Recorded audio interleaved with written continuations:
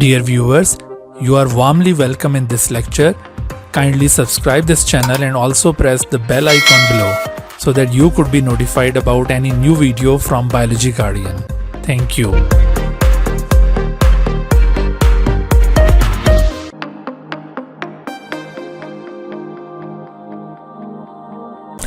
बिस्मिल्लाहिर्रहमानिर्रहीम।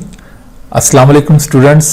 तो आज हम chapter 21 development and ageing start करेंगे। इस सिलसिले का आज पहला लेक्चर है डेवलपमेंट एंड एजिंग। तो सबसे पहले डेवलपमेंट और एजिंग का जो बेसिक कॉन्सेप्ट है उसको देख लेते हैं हम। डेवलपमेंट और एजिंग से क्या मतलब होता है? Basic concept of development and ageing. Development basically किसी ऑर्गेनिज्म के अंदर जो series of changes take place हो रही होती हैं from its zygotic stage to the adult like stage. Zygote जो कि एक ऑर्गेनिज्म की बहुत इनिशियल स्टेज होती है और सिंपलेस्ट स्टेज इसको कहा जा सकता है। This is simplest stage of an organism. तो इस सिंपलेस्ट स्टेज से ये ऑर्गेनिज्म ग्रेजुअली आगे बढ़ना शुरू होता है और रफ्ता रफ्ता जैसे जैसे इस सेल के अंदर डिवीजन परफॉर्म होती जाती है, नए नए सेल्स वजूद में आते जाते हैं और टिश्यूज़ बनते जाते हैं। तो ये ऑर्गेनिज्म कॉम्प्लेक्स से कॉम्प्लेक्स बनता चला जाता है और आखिरकार ये ऑर्गेनिज्म एक एडल्ट लाइक फॉर्म अटेन कर लेता है। यानी जिस तरह से एक एडल्ट बॉडी होती है उस तरह की ये फॉर्म अटेन कर लेता है, एडल्ट लाइक फॉर्म। और उसके बाद फिर ये सिलसिला यहीं पर रुकता नहीं है, क्योंकि इस फॉर्म में जब ये अपनी इंडिपेंडेंट लाइफ का आगाज़ कर लेता है, जैसे एक ह्यूमन बेबी बॉर्न हो जाता है, तो अभी आप जानते हैं कि इस स्टेज में उसका रिप्रोडक्टिव सिस्टम फंक्शनल नहीं हुआ होता, उसके अंदर मज़ीद अभी चेंजेस आनी होती हैं। तो इस तरह से मज़ीद चेंजेस के बाद जब उसके तमाम सिस्टम फुली फंक्शनल हो जाएं और वो कंप्लीट एडल्ट स्टेज में पहुंच जाए, तो ये उसकी मोस्ट कॉम्प्लेक्स स्टेज होगी। तो आपने देखा कि एक ऑर्गेनिज्म अपनी लाइफ के दौरान एक सिंपलेस्ट स्टेज से, दैट इज जाइगोट, एक मोस्ट कॉम्प्लेक्स स्टेज की तरफ ग्रेजुअली टर्न कर रहा होता है। तो इस ऑर्गेनिज्म की लाइफ में ये जितनी भी चेंजेस टेक प्लेस हो रही हैं, एक सीरीज ऑफ चेंजेस यहाँ पर परफॉर्म हो रही हैं, इन तमाम सीरीज ऑफ चेंजेस को डेवलपमेंट का नाम दिया जाता है। ये सारी इसकी डेवलपमेंट है। This whole process is known as development. तो डेवलपमेंट को आप कैसे डिफाइन करते हैं? डेवलपमेंट के प्रोसेस को अगर डिफाइन करना हो, व्हाट इज डेवलपमेंट, तो उसके लिए अप्रोप्रिएट वर्डिंग क्या होगी?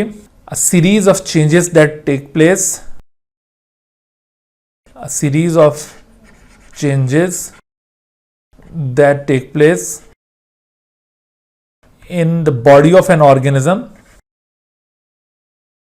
During its conversion from simplest to complex form, from simplest to most complex form। और वो simplest form कौन सी है? That simplest form is actually the zygote and that most complex form is the complete adult body। तो इस चीज़ को, इस series of changes को, जिसमें एक ऑर्गेनिज्म अपनी सिंपलर से कॉम्प्लेक्स स्टेज की तरफ टर्न हो रहा है, इस सीरीज ऑफ चेंजेस को डेवलपमेंट कहा जाता है। डेवलपमेंट को हम आम लैंग्वेज में भी इस्तेमाल करते हैं, आमतौर पर भी। जैसे आपने जब अपनी एजुकेशनल लाइफ स्टार्ट की होगी, क्लास 1 में दाखिला लिया होगा, तो जाहिर है कि वो आपकी एक बहुत ही सिंपलेस्ट स्टेट थी एजुकेशनल पॉइंट ऑफ व्यू से। लेकिन जब आप पढ़ लिख कर किसी डिग्री को अचीव कर लेंगे तो वो आपकी एक कॉम्प्लेक्स एजुकेशन स्टेट होगी। तो इस तरह से आपने एक सिंपलेस्ट एजुकेशन स्टेट से कॉम्प्लेक्स एजुकेशन स्टेट के दौरान जितनी भी चेंजेस फेस किए हैं, आप gradually step by step different classes को अचीव करते हुए आगे बढ़ते गए। तो ये एक्चुअली आपकी एजुकेशन स्टेट के अंदर डेवलपमेंट हो रही थी। ठीक है, तो डेवलपमेंट का मतलब ये होता है कि हमेशा एक सिंपलर से कॉम्प्लेक्स की तरफ जो टर्निंग हो रही होती है उसे डेवलपमेंट कहा जाता है। हमेशा याद रखिए कि डेवलपमेंट को हम पॉजिटिव सेंस में लेते होते हैं। यानी अगर किसी ऑर्गेनिज्म के अंदर ये जो चेंजेस आ रही है ना, ये किसी पॉजिटिव वे में चेंजेस आ रही हैं, तो उस चीज़ को हम डेवलपमेंट कहेंगे। ठीक है, तो डेवलपमेंट का जो कॉन्सेप्ट है ना वो बुनियादी तौर पर एक पॉजिटिव सेंस शो करता होता है। इसी तरह से आप देखिए कि एजिंग क्या चीज़ है। एजिंग दरअसल जब एक ऑर्गेनिज्म डेवलप करता है, बायोलॉजिकल पॉइंट ऑफ व्यू से अगर हम बात करें कि एक ऑर्गेनिज्म जाइगोटिक स्टेज से उसने डेवलप करना शुरू किया और कंप्लीट एडल्ट बॉडी में वो स्टैब्लिश हुआ, तो ये उसकी बॉडी के अंदर डेवलपमेंट हुई है और आपने देखा कि पॉजिटिव चेंजेस उसमें परफॉर्म हुई और वो कॉम्प्लेक्स से कॉम्प्लेक्स होते चला गया। लेकिन एक स्टेज पर पहुंचकर अब इसके अंदर ये जो चेंजेस हैं ये रिवर्स होना शुरू हो जाएंगी। ये रिवर्स होने से मतलब है कि ये चेंजेस नेगेटिव होना शुरू हो जाएंगी। मिसाल के तौर पर आहिस्ता आहिस्ता आपकी जो स्किन है वो ग्लो कर रही थी, लेकिन बाद में रिंकल्स पड़ना शुरू हो गए। आपके बाल बहुत खूबसूरत डेवलप हो रहे थे और उसके बाद फिर आहिस्ता आहिस्ता उसका कलर फेड हो गया और वो वाइट होना शुरू हो गए। दांत गिरना शुरू हो गए, ठीक है। इसी तरह से नज़र कमज़ोर होना शुरू हो गई। तो ये जो बॉडी के अंदर नेगेटिव चेंजेस टेक प्लेस हो रही होती हैं with the passage of time, उन नेगेटिव चेंजेस को कहा जाता है एजिंग। सो टर्म एजिंग ये डेवलपमेंट के मुकाबले में इसका कॉन्सेप्ट थोड़ा सा इससे अपोजिट आप ले सकते हैं कि एजिंग को आप डिफाइन करेंगे negative physiological activities that occur in the life of an organism. Negative physiological activities यानी फिजियोलॉजिकल से मतलब है कि जो हमारी फंक्शनिंग है बॉडी की वो अगर नेगेटिव होना शुरू हो जाए तो negative physiological activities in the body of an organism is called ageing. ठीक है भाई, तो एजिंग क्या चीज़ है? एजिंग दरअसल नेगेटिव फिजियोलॉजिकल एक्टिविटीज़ को कहा जाता है जो किसी ऑर्गेनिज्म की बॉडी में with the passage of time perform होना शुरू हो जाए। अब ये जो नेगेटिव फिजियोलॉजिकल एक्टिविटीज़ हैं जिसे हम एजिंग कह रहे हैं, हो सकता है कि किसी इंडिविजुअल के अंदर ये प्रोसेस बहुत फास्ट हो और जल्दी एजिंग शुरू हो जाए, और किसी इंडिविजुअल में हो सकता है कि ये प्रोसेस थोड़ा सा स्लो हो और एजिंग थोड़ा सा डिले हो जाए। लेकिन याद रखिए कि एजिंग एक इनएविटेबल प्रोसेस है, यानी एक ऐसा प्रोसेस है जो लाजमी परफॉर्म होता है और हर इंडिविजुअल ने अल्टीमेटली डिटेरियोरेट होना होता है और अल्टीमेटली उसने फिर मौत का जायका भी चखना है। ठीक है, कोई भी जिंदा चीज़ वो बग़ैर मौत का मज़ा चखे वो बरकरार नहीं रह सकती, उसने लाजमी तौर पर आखिरकार ख़त्म होना है। हमेशा रहने वाली ज़ात सिर्फ अल्लाह ताला की है। ठीक है, तो ये negative physiological activities in the body of an organism, this is called ageing. और इसके मुकाबले में जब एक ऑर्गेनिज्म सिंपलर से कॉम्प्लेक्स स्टेज में कन्वर्ट हो रहा होता है तो इस कन्वर्जन के दौरान जितनी भी series of changes take place होंगी उसे डेवलपमेंट कहा जाएगा। तो इस चैप्टर के अंदर हम बेसिकली ये डेवलपमेंट और एजिंग के कॉन्सेप्ट को फर्दर आगे डिस्कस करेंगे। ठीक है भाई, यहाँ तक बात क्लियर हो गई? कोई कन्फ्यूजन? No sir. तो इस सिलसिले में आज हमारा जो पहला टॉपिक है वो है embryonic development. Embryonic development, embryonic development का मतलब है वो डेवलपमेंट जो एम्ब्रियोनिक स्टेजेस में टेक प्लेस होती है। तो इसे समझने के लिए पहले तो हमें ये पता होना चाहिए कि एम्ब्रियो कहते किसको हैं। What is an embryo? Embryo, इसको अगर हम बहुत ही सिंपली डिफाइन करें तो हम कह सकते हैं कि developing young one, developing young one is known as embryo. यानी एक जो ऑर्गेनिज्म अभी डेवलप हो रहा है उसे आप एम्ब्रियो कहेंगे, या फिर आप इसको यूं कह लें कि zygote after a series of cell division leads into an embryo. Zygote जो कि एक यूनिसेलुलर स्ट्रक्चर है, इसको फर्टिलाइज्ड एग भी कहते हैं। जाइगोट या fertilised egg which is a unicellular structure after a series of mitotic cell division leads into the embryo, leads into the formation of embryo। तो एम्ब्रियो ये चीज होती है। ठीक है भाई, एम्ब्रियो एक मल्टी सेलुलर स्ट्रक्चर है और जाइगोट इसके मुकाबले में यूनिसेलुलर स्ट्रक्चर है। तो एक जाइगोट जब series of mitotic cell division से गुजरता है तो इस तरह से वो एम्ब्रियो बन जाता है। तो इस डेवलपिंग यंग वन को, जो अभी डेवलप नहीं हुआ, इस डेवलपिंग यंग वन को एम्ब्रियो कहा जाता है।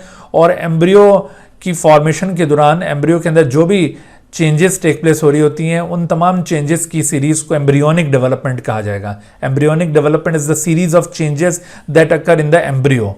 एम्ब्रियो के अंदर जो भी चेंजेस टेक प्लेस होंगे उनको कलेक्टिवली एम्ब्रियोनिक डेवलपमेंट कहते हैं। एम्ब्रियो की स्टडीज को कहते हैं embryology. The study of embryo is known as, या study of embryonic development is known as embryology.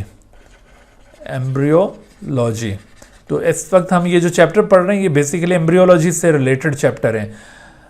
तो इसमें हम अब बात करते हैं कि ये जो एम्ब्रियोनिक डेवलपमेंट टेक प्लेस होगी, इस एम्ब्रियो के अंदर series of changes take place होनी है। उन सीरीज ऑफ चेंजेस को हम डिफरेंट स्टेजेस में डिवाइड कर सकते हैं, जिनको आप स्टेजेस ऑफ एम्ब्रियोनिक डेवलपमेंट कहेंगे।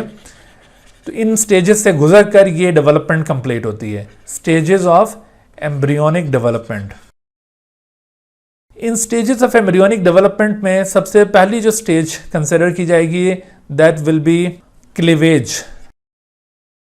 क्लीवेज का मतलब है series of mitotic cell division या early series of mitotic cell division in zygote.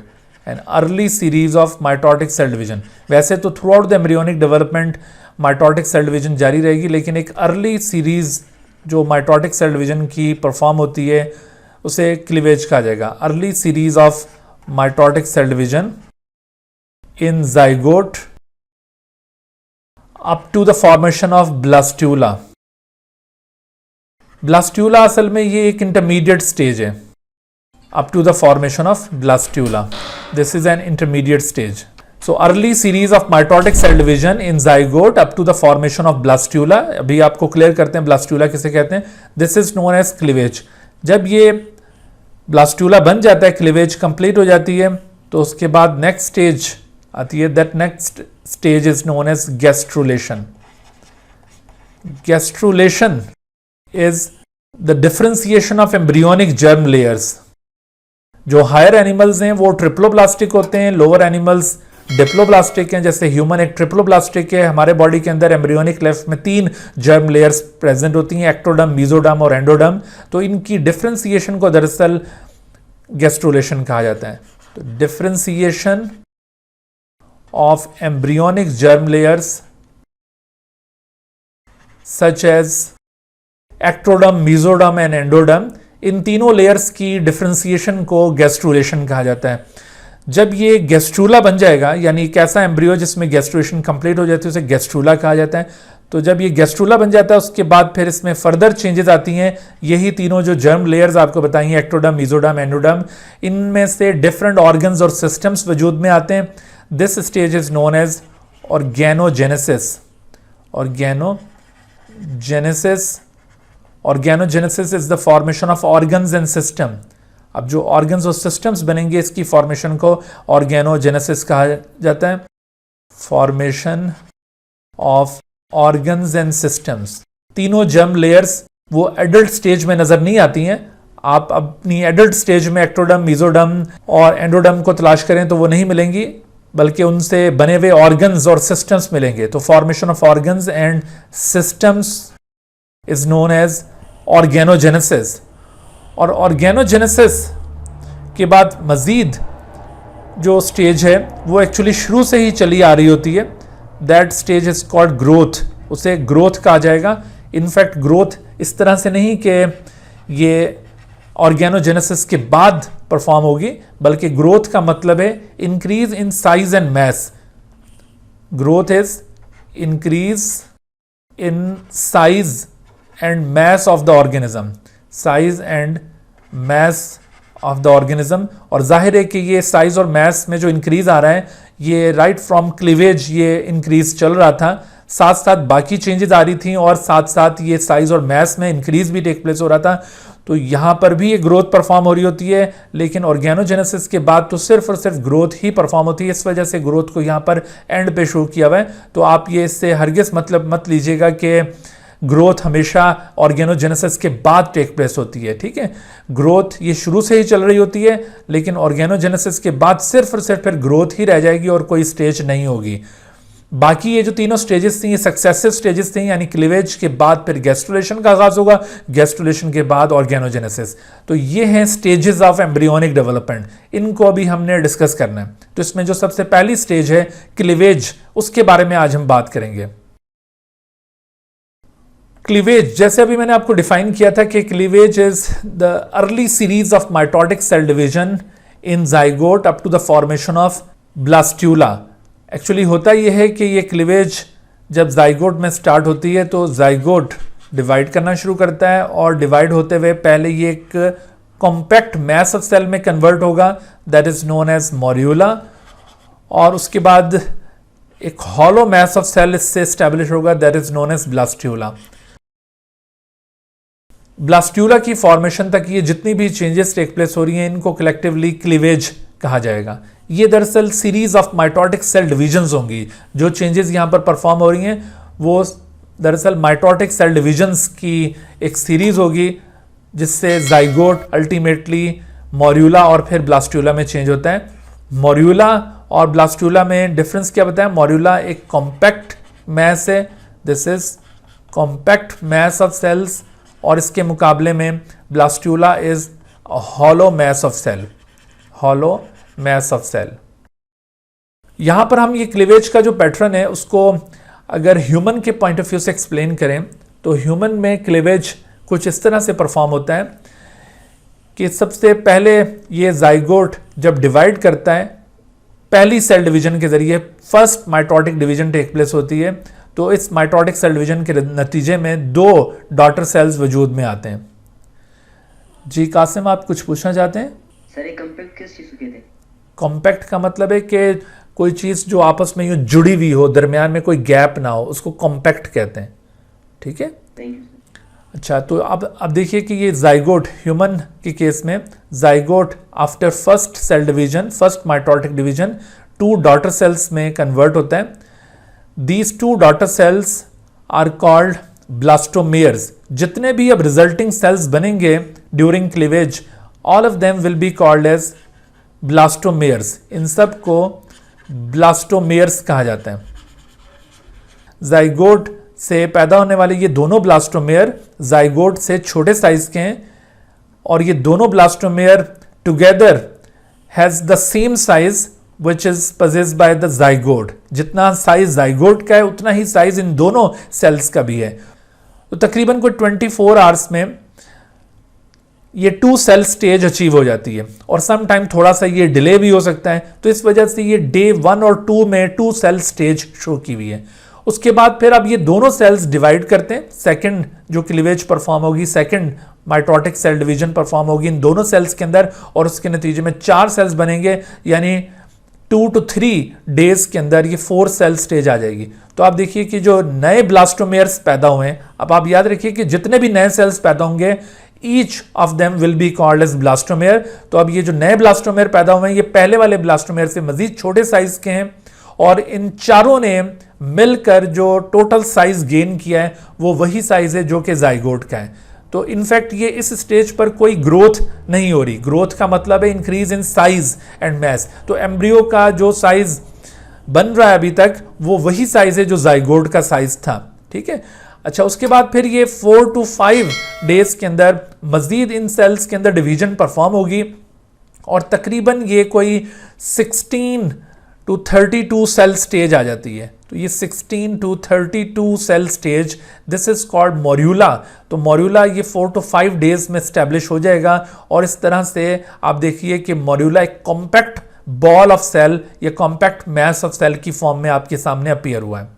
बाद में फिर इन सेल्स के अंदर रीअरेंजमेंट होती है, और सेल्स की शेप में भी थोड़ी चेंजेस आना शुरू हो जाती हैं, यानी बॉर्डर के ऊपर थोड़े से फ्लैटेंड सेल्स बन जाते हैं, और कुछ राउंडेड सेल्स अंदर एग्रीगेट हो जाते हैं, और बीच में कैविटी क्रिएट हो जाती है, और इस तरह से ये एक हॉलो मैस बन जाता है।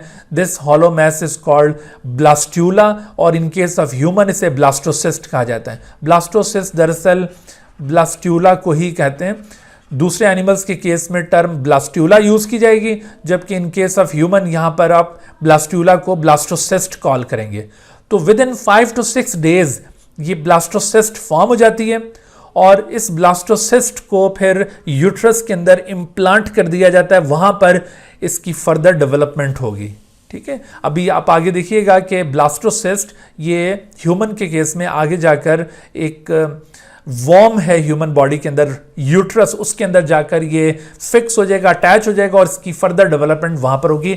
इस दौरान में जब ये सारा प्रोसेस परफॉर्म हो रहा होता है तो उस वक्त ह्यूमन एम्ब्रियो ओविडक्ट में से पास कर रहा होता है। आपने ओवरी के बाद ओविडक्ट पढ़ा था फीमेल रिप्रोडक्टिव सिस्टम में। तो ये सारी जो चेंजेस यहाँ पर आपको पॉइंट आउट की हैं, ये सारी चेंजेस ये यहाँ पर ओविडक्ट में परफॉर्म हो रही थी। और उसके बाद after 5 to 6 days this blastocyst will reach into the uterus और वहाँ पर जाकर ये इम्प्लांट हो जाएगी। अच्छा, अब देखिए ये जो ब्लास्टोसिस्ट यहाँ पे बना है, ब्लास्टोसिस्ट इसका स्ट्रक्चर कुछ इस तरह से होगा। ब्लास्टोसिस्ट में जो आपको अभी बताया ना कि कुछ फ्लैटेंड सेल्स का एक मैस जो कि एक सिंगल लेयर ऑफ सेल पर मुश्तमिल होगा, ये इसको सराउंड कर जाएगा। This layer of flattened cell that surrounds the embryo is known as trophoblast. और जबकि कुछ राउंडेड स्मॉलर राउंडेड सेल्स का मैस एक जगह पर एग्रीगेट कर जाता है, this aggregated mass is called inner cell mess.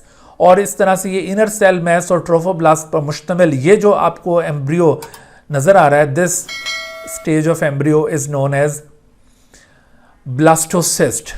Human के केस में इसे ब्लास्टोसिस्ट कहा जा रहा है और बाकी एनिमल्स के केस में इसे ब्लास्ट्यूला कहा जाएगा। तो up to the formation of blastula या ब्लास्टोसिस्ट, ये जितनी भी series of cell division perform हुई इसे क्लीवेज कहते हैं। ओके, अच्छा, ये तो आपने ह्यूमन के अंदर क्लीवेज का पैटर्न देखा। लेकिन अगर हम ओवरऑल दूसरे एनिमल्स में पैटर्न ऑफ क्लीवेज को ऑब्जर्व करें तो पैटर्न ऑफ क्लीवेज आपको डिफरेंट ग्रुप ऑफ एनिमल्स के अंदर डिफर करता हुआ नजर आता है। Pattern of cleavage, pattern of cleavage ये डिफरेंट ग्रुप ऑफ एनिमल्स के अंदर आपको डिफर करता हुआ ये पैटर्न नजर आएगा। Pattern of cleavage in different group of animals.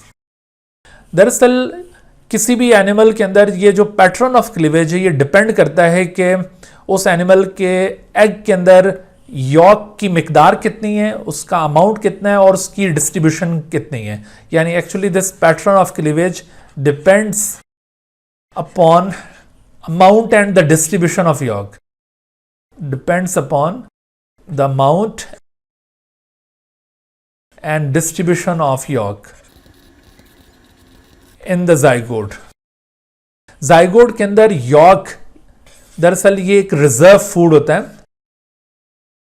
बहुत सारे एनिमल्स के zygote के अंदर yolk मौजूद होता है और yolk के जरिए एम्ब्रियो को नरिश किया जा रहा होता है। So this is a kind of reserve food. इसकी कंपोजिशन क्या है रिजर्व फूड की? इसके अंदर प्रोटीन्स प्रेजेंट हैं, इसमें प्रोटीन्स के अलावा फॉस्फोलिपिड्स प्रेजेंट हैं और इसके अलावा इसमें फैट्स प्रेजेंट हैं, अदर काइंड ऑफ फैट्स। सो ये इस तरह से एक फैटी मटेरियल है। तो इस फैटी मटेरियल को रिजर्व फूड कहा जाता है और एम्ब्रियो की डेवलपमेंट के लिए ये नरिशमेंट प्रोवाइड कर रहा है ये रिजर्व फूड। यॉक का अमाउंट आपको डिफरेंट एनिमल्स के जाइगोट के अंदर डिफर करता हुआ नजर आएगा और ना सिर्फ अमाउंट बल्कि इसकी जो डिस्ट्रीब्यूशन है कि जाइगोट में इसकी पोजीशन क्या होगी वो भी डिफर करती हुई नजर आती है। मिसाल के तौर पर जैसे आप बहुत सारे इनवर्टिब्रेट एनिमल्स के अंदर देखेंगे, इन मैनी इनवर्टिब्रेट्स जिनके अंदर बैकबोन नहीं होती एंड सिंपल कॉर्डेट्स, जो सिंपल कॉर्डेट्स हैं उनमें भी ऐसा ही होगा कि उनके जाइगोट में अगर आप ऑब्जर्व करें, जैसे हमने यहाँ पर एग्जांपल ये सी अर्चिन की जो कि एक एकाइनोडर्म है, फाइलम एकाइनोडर्मेटा से ताल्लुक रखने वाला एनिमल। इसमें आप देखिए कि जो यॉक आपको दिखाई, ये जो डॉट्स आपको नजर आ रहे हैं, these are the yolk granules. ये यॉक ग्रेन्यूल्स आपको जाइगोट के अंदर बिल्कुल इवनली डिस्ट्रीब्यूटेड नजर आ रहे हैं। Yolk is evenly distributed. एक तो आप देखिए कि यॉक का अमाउंट बहुत ज्यादा नहीं है, थोड़ा अमाउंट है, और दूसरा यॉक ग्रेन्यूल्स की शक्ल में पूरे जाइगोट के अंदर इवनली डिस्ट्रीब्यूटेड है। तो इस तरह से जो क्लीवेज यहां पे परफॉर्म होगी इस ग्रुप के अंदर, उस क्लीवेज को कहा जाएगा होलोब्लास्टिक क्लीवेज। होलोब्लास्टिक ये क्लीवेज की एक किस्म है, होलोब्लास्टिक क्लीवेज, या इस होलोब्लास्टिक क्लीवेज को कंप्लीट क्लीवेज भी कहा जाता है। This is also known as complete cleavage.